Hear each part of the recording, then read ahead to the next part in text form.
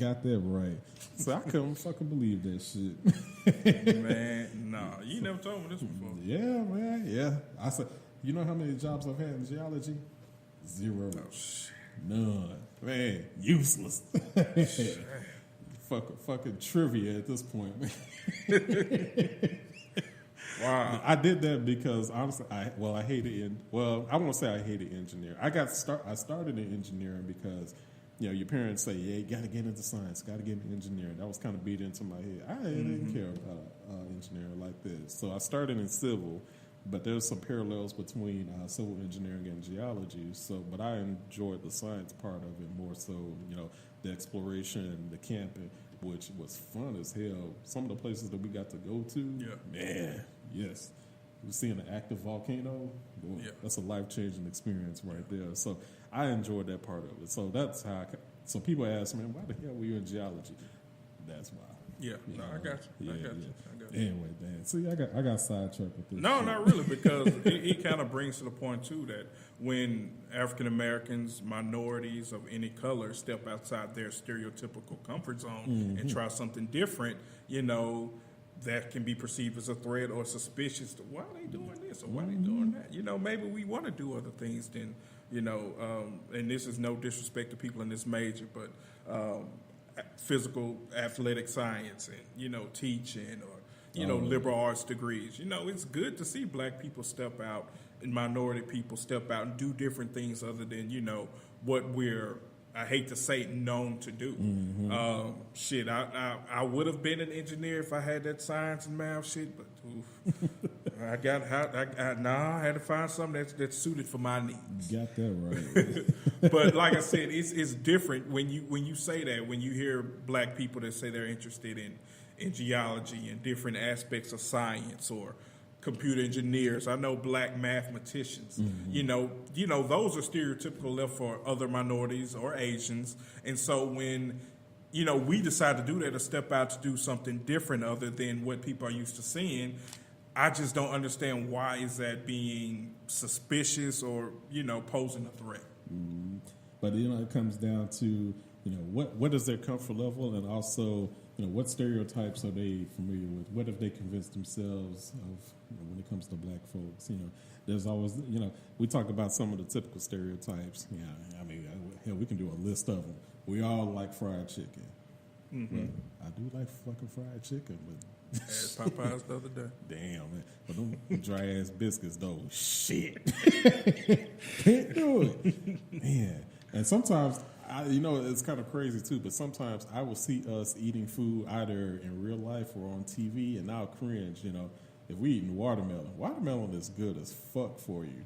But you know what? If I see us eating watermelon, I'm just up to like, man, I bet some white folks looking at them like, there they go. Yep. They eating that melon. Man, it's always on sale too. Quick side note, eat watermelon because that is a natural Viagra. That's all I'm going to say. Look it up. Dead serious. Eat 2 wedges of it, you getting it in. Anyway. Shit, see, I just learned something new. The only time I normally eat a watermelon was spiked in college. But yeah, learned something new. Shit, now I've spiked a watermelon before in my day. Shit. Cut it open, put that shit, man. And they was consensual. I don't want you caught up in this Me Too movement shit, and I'm the only one. Ain't gonna be no Me Too. Oh, okay. I see it. Shit, ain't gonna be none of that shit. Absolutely the fuck not, man. Nah, I ain't gonna say Yeah. Don't incriminate yourself. It's a family show. No, it's shit. Nah, ain't no damn family show. And one thing too, before we continue on with this show, we don't want y'all to get the idea or the impression that we're out here strictly having conversations based on race or racial issues or stereotypes or things like that. We, as you will see, as the shows progress, we're gonna cover a wide range of different topics. But this is one of the things that we can't ignore. And I'm saying I'm speaking in general terms of things we're facing when you have issues of if you're a 65-year-old grandmother getting pulled and drugged out of a car in Georgia by the policeman. You're in Starbucks for a meeting and you get the cops called on you just for, being there and not purchasing anything. Or in some cases like in New York and with the attorney at that who knows the law, decides to make racial and, disgusting remarks, I'm going to call ice on you, speak English in this country, topics and things like that make the headlines and make the news. It's one of those things where it has to be addressed, because if we just turn a blind eye to it, it's just going to continuously get worse. And, if you have a platform, we have a small platform right now. Hopefully, with the grace of God, it'll grow into even bigger one. You have to bring things like this to the forefront. And so when there are, good things to talk about, some of the shows we're going to talk about in the future of people doing great things. We're going to have fun shows. We did movie reviews. So we don't want you guys to think that this is going to be our sole platform. But like I said, it's a platform worth discussing right now. Definitely. And I mean,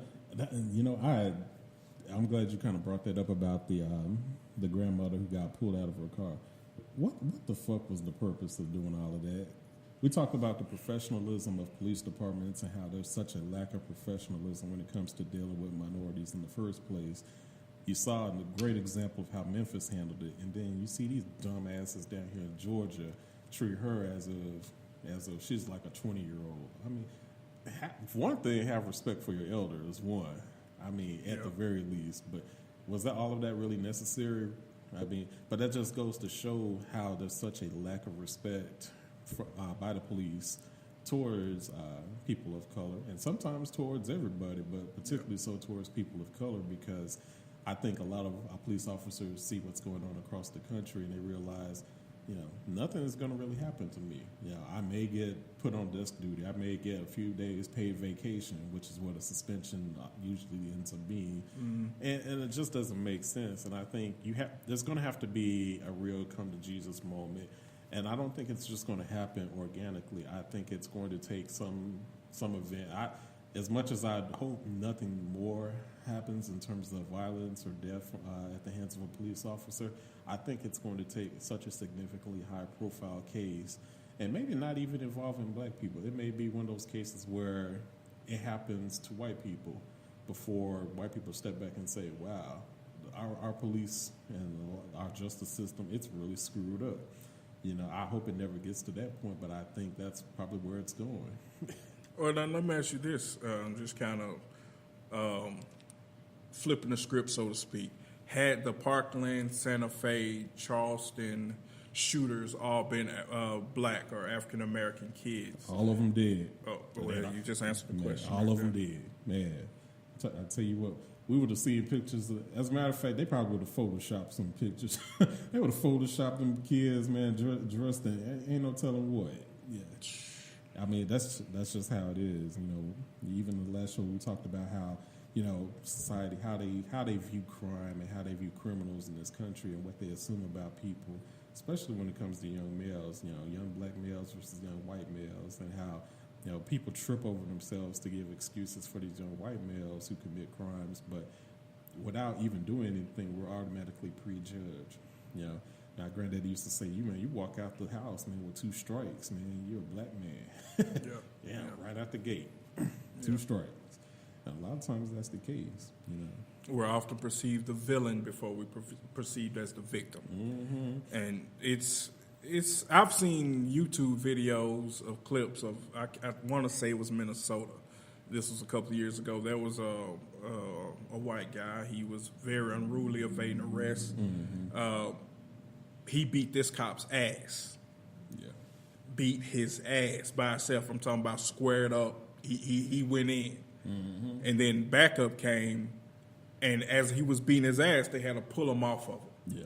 They didn't exert any extra physical force. I didn't see any chokeholds. I saw them, forcefully grab him and remove him off their partner. Mm-hmm. But, he was taken in without incident. He wasn't harmed. But if we breathe wrong, if we huff and puff and, blow our chest out, we get our brains blown out. Hold a phone, hold a comb. Man, even look like we're reaching for anything. If we move an inch, I fear for my life. Sad. Mm-hmm. Sad. That's the phrase right there. Yeah. And the thing is, there's not enough people in this country who are speaking. A lot of people say, oh, that's sad, that's terrible. I hate to hear that. You're not really speaking out on that. You're not looking at their behavior and saying that's unacceptable. and the burden falls on everybody. But honestly, the burden for if you guys don't want to hear about race and you don't want to hear about the race card and all this other stuff, then you know what? Tell other white people who have terrible views to get their shit together. Hey, speak up about tax reform. Speak up about police reform. Because I tell you this, and I had this conversation with this conservative guy, and we were talking about this, and he was like, I hate to see the race card being played, and it doesn't make any sense. I don't really see that. And I just looked at it, and I kind of put it in terms that he understood. And I kind of alluded this to the last show as well. We talk about a lot of the judgments that are paid out. Governments pay out these judgments. This isn't coming out of the pockets of those police officers. This is coming out of the government coffers. And guess what? You're a taxpayer. So guess what? You are indirectly or directly paying for a lot of the stuff that's going on. So if anybody should be leading the charge for police reform, it should be a lot of the conservatives who tend to either hold negative views or they tend to stay silent when a lot of this stuff happens. Yeah. And see, when I put it to him that way, he kind of shut up because, logically it was correct, so he couldn't really refute that. But then he kind of went back to some Fox News talking points, and it was just like, you choose to see it that way because, honestly, it's very difficult for you to admit the truth, and that's a reflection of you. I said, that's not a reflection of me. Yeah. And my whole thing is I don't do a whole lot of arguing where, once you've kind of established your position, I'm not going to be doing a whole lot of back and forth with them, trying to convince them or change their mind or anything like that. It's just, we're just going to keep it moving with it.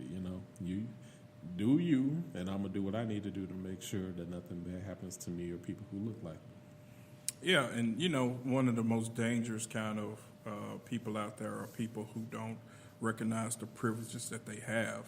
I'm sure you guys have all heard the term of white privilege. It's a real deal. Mm-hmm. And examples of that will be just like we talked about. A black guy, squared with an officer and fight, he's getting shot, versus the white guy who squared up with an officer, he got took in successfully. Mm-hmm. Or, when you have those situations of, political activities going wrong or schemes like that, or, comparing a kid of the same age, 17-year-old white kid, male kid, to a 17-year-old black male kid. Mm-hmm. With some of those things that, a lot of people say, well, white privilege doesn't exist. Well, of course you're not going to say it doesn't exist because you're being the recipient of that privilege, So it's some of those things that, we do want to make sure that we are properly addressing and really recognizing. A lot of my white friends that I talk to, they share the experiences. And one thing I like about them, they never try to justify or say, well, I know exactly how you feel, but they recognize, it's a real issue. I'm, driving, I can be coming from a party, a club, 3 or 4 o'clock in the morning, get pulled over, and I'm trying to worry about, shit, if my family's going to see me alive again. Yeah. Versus someone else who's just worried about, well, shit, I'll have to pay this ticket. The mentalities are on two different playing fields. So being able to recognize which side of the fence you're on is vital in this day and age. Remember when Chris Rock once said there are white people that wouldn't trade places with him if it meant being black, and he's rich. You right? Shit. If you could be guaranteed to be a millionaire, but you had to be black for the rest of your life, would you do it? People wouldn't say yes immediately. I guarantee you there would be some hesitation behind that. And I said, the second you hesitate is the moment when you realize. That's the answer there. Yeah. You know that there's bullshit going around. Now, whether you want to, you don't have to be an activist, and that's the other thing too. You don't have to be be Rachel Dolezal. Yeah, you don't have to be her. You don't have to be like brave. Yeah. Oh, did you hear she got busted for welfare fraud? She got charged. Wow. Yeah, man. And she's got a new name too. What's her new name? Yeah, Najia something. You know what? Yeah. I said, man. I bet you her ass be Rachel by the time she gets to court. What you want? But even with that, I said, okay. I mean, if you really want to take it that far, okay, so be it. Yeah. being black and appropriating black culture, those are a couple of things where I'm like,